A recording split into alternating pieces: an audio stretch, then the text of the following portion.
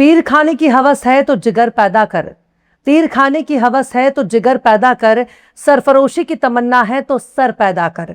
सलाम, नमस्ते, सत श्री अकाल। मैं हूं आपके साथ हर्षिता मिश्रा और आप देख रहे हैं Times mail. Brigadier Mohammad Usman एक ऐसा नाम जो भारत की फौज के इतिहास में कभी भुलाया नहीं जा सकता, जिन्हें नौशेरा का शेर कहा जाता है, जिनका नाम अजर है, अमर है, जिन्होंने पाकिस्तान के कब्जे से नौशेरा को आजाद कराया, दुश्मन को मार भगाया, जिसने अपनी सरजमीन के तहफ्फुज करते हुए खुद को कुर्बान कर दिया, जिसने जामे शहादत नौश फरमाया पर दुश्मन को कामयाब नहीं होने दिया। नौशेरा के शेर को देखकर दुश्मन को दुम दबाकर भागना पड़ा। आज भारत के लाल ब्रिगेडियर मोहम्मद उस्मान की शहादत की 78वीं बरसी है। आज 78 साल के बाद भी ब्रिगेडियर मोहम्मद उस्मान की शुजाअत और बहादुरी को याद किया जा रहा है। ब्रिगेडियर मोहम्मद उस्मान अपने दौर के एक ऐसे फौजी अफसर के तौर पर जाने जाते हैं जिनकी अगर शहादत ना हुई होती और वो कुछ दिन तक और जिंदा रहते तो शायद भारत के पहले आर्मी चीफ भी बन सकते थे।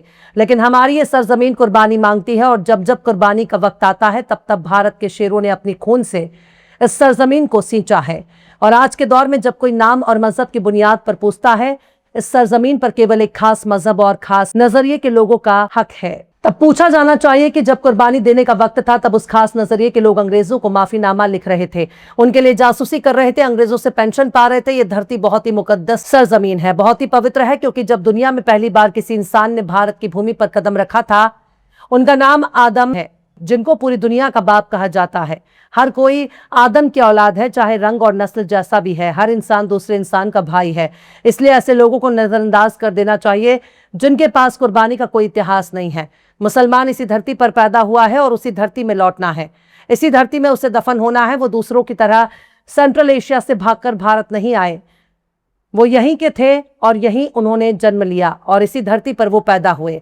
फौज में हिंदू और मुसलमान का फर्क नहीं होता है, लेकिन जब एक फौजी अफसर की कब्र पर तोड़ फोड़ होने लगे तब ये बताना जरूरी है कि इस देश के लिए सर कटाने वाला एक मुसलमान ही है। साल 2020 में दिसंबर के महीने में ही खबर आई कि नौशेरा के शेर ब्रिगेडियर मोहम्मद उस्मान की कब्र पर कुछ नामालूम नफरती जमहूरों ने तोड़फोड़ की है। जैसे ये खबर बाहर आई वैसे ही भारतीय सेना हरकत में आ गई। ये कब्र जामिया मिल्लिया इस्लामिया यूनिवर्सिटी में मौजूद है। ब्रिगेडियर मोहम्मद उस्मान की कब्र टूटने से फौज ने सख्त नाराजगी का इजहार किया और तुरंत उनकी कब्र को मरम्मत करने के लिए कहा। फौज ने कहा चूंकि ये कब्रिस्तान यूनिवर्सिटी की जमीन पर है, इसलिए जामिया को ही कब्र की मरम्मत करवानी चाहिए। फौज ने यह भी कहा कि अगर जल्द से जल्द यूनिवर्सिटी ने कब्र की मरम्मत नहीं कराई तो फौज खुद ही इसे ठीक करेगी। पर फौज के गुस्से से ही अंदाजा लगाया जा सकता है कि हमारे देश के लिए ब्रिगेडियर मोहम्मद उस्मान क्या मकाम रखते हैं। ब्रिगेडियर मोहम्मद उस्मान अपने दौर के ऊंचे रैंक वाले अफसर थे जो दुश्मनों से लड़ते हुए शहीद हुए थे। ब्रिगेडियर मोहम्मद उस्मान की पैदाइश 15 जुलाई साल 1912 को उत्तर प्रदेश के आजमगढ़ में मौजूद बीबीपुर गांव में हुई। उस वक्त बीबीपुर गांव ब्रिटिश इंडिया के यूनाइटेड प्रोविंसेस का हिस्सा हुआ करता था। बाद में साल 1988 में आजमगढ़ से अलग होकर एक नया जिला बना दिया जिसे मऊ के नाम से जाना जाता है। लिहाजा ब्रिगेडियर मोहम्मद उस्मान का ताल्लुक आज के मऊ जिले से है जो आजमगढ़ में हुआ करता था। और 1832 से पहले ब्रिगेडियर उस्मान का गांव गाजीपुर जिले में था। यानी ब्रिगेडियर उस्मान का ताल्लुक गाजीपुर, मऊ और आजमगढ़ से जुड़ता है।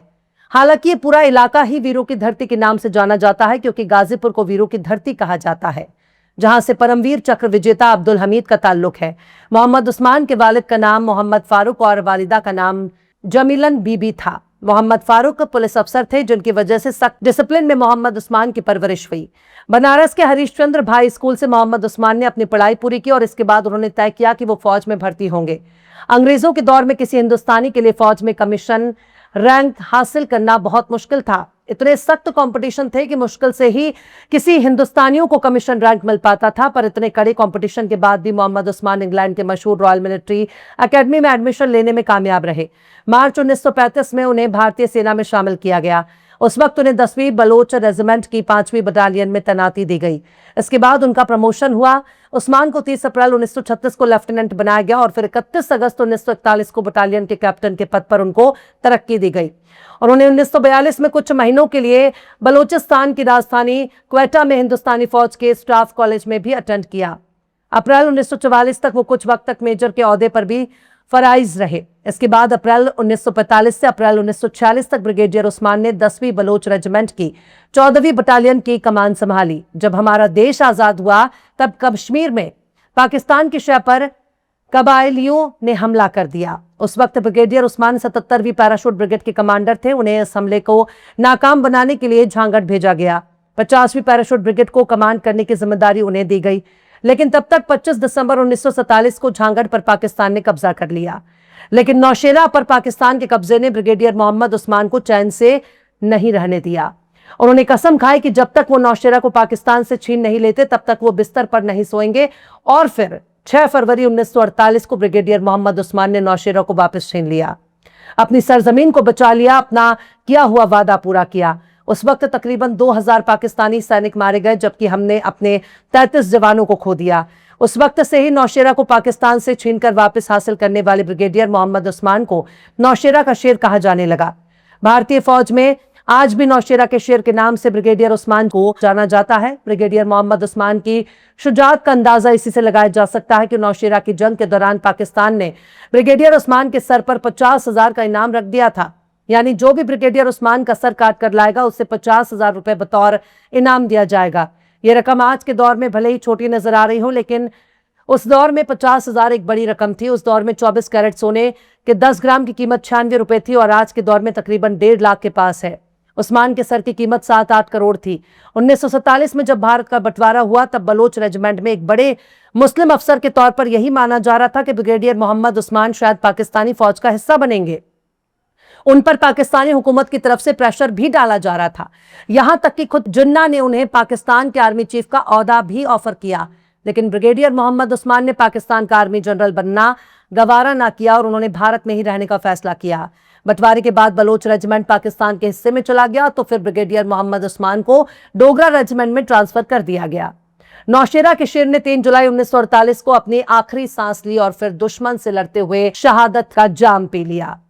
ब्रिगेडियर मोहम्मद उस्मान की शहादत पर किताब लिखने वाले बलिया खबर के संपादक कौसर उस्मान ने अपनी किताब नौशेरा का शेर महावीर चक्र ब्रिगेडियर मोहम्मद उस्मान में बताया कि 3 जुलाई 1948 की शाम ब्रिगेडियर उस्मान जब आराम कर रहे थे तब पाकिस्तान ने उनके खेमे पर हमला कर दिया। पाकिस्तानी फौज ने शेलिंग शुरू कर दी। वो अपनी साथियों के साथ दुश्मन के हमले से बचने की कोशिश कर रहे थे, लेकिन वो दुश्मन के आर्टिलरी फायर की जद में आ गए और उस दौर में ब्रिगेडियर उस्मान दुश्मनों से लड़ते हुए शहीद होने वाले सबसे ऊंचे रैंक के अफसर थे। उनकी शहादत के बाद उन्हें महावीर चक्र से नवाजा गया, जो भारत का दूसरा सबसे बड़ा सैन्य सम्मान है। उनके जनाजे में गवर्नर जनरल लॉर्ड माउंटबेटन और उस वक्त भारत के प्रधानमंत्री रहे पंडित जवाहरलाल नेहरू, मौलाना अबुल कलाम आजाद और शेख अब्दुल्ला जैसे दिग्गज लीडर शामिल हुए। दिल्ली की जामिया मिलिया इस्लामिया यूनिवर्सिटी के कब्रिस्तान में उनकी कब्र आज भी मौजूद है, जहां ब्रिगेडियर मोहम्मद उस्मान आराम फरमा रहे हैं। बहरहाल चलते चलते आखिर में अमीर मिनाई ने भी क्या खूब फरमाया है, तीर पर तीर लगाओ तुम्हें डर किसका है, तीर पर तीर लगाओ तुम्हें डर किसका है, सीना किसका है, मेरी जान जिगर किसका है। फिलहाल इस खबर में बस इतना ही। एपिसोड आपको कैसा लगा कमेंट बॉक्स में जरूर से बताइए। पसंद आए तो लाइक करें, शेयर करें और बेबाक निष्पक्ष स्वतंत्र पत्रकारिता को सपोर्ट करने के लिए हमारे चैनल टाइम्स मेल को जरूर से सब्सक्राइब करें और बेल आइकन की घंटी वाली बटन जरूर से दबा दें ताकि आपको हमारे आने वाले नए वीडियो की नोटिफिकेशन फौरन ही मिल जाए। फिर मिलते हैं किसी और वीडियो में एक नई खबर के साथ। हर्षिता मिश्रा को दीजिए इजाजत। जय हिंद। अगर अभी तक आपने हमारे चैनल टाइम्स मेल को सब्सक्राइब नहीं किया है तो जल्दी से सब्सक्राइब कर दें और बेल आइकन भी प्रेस कर दें।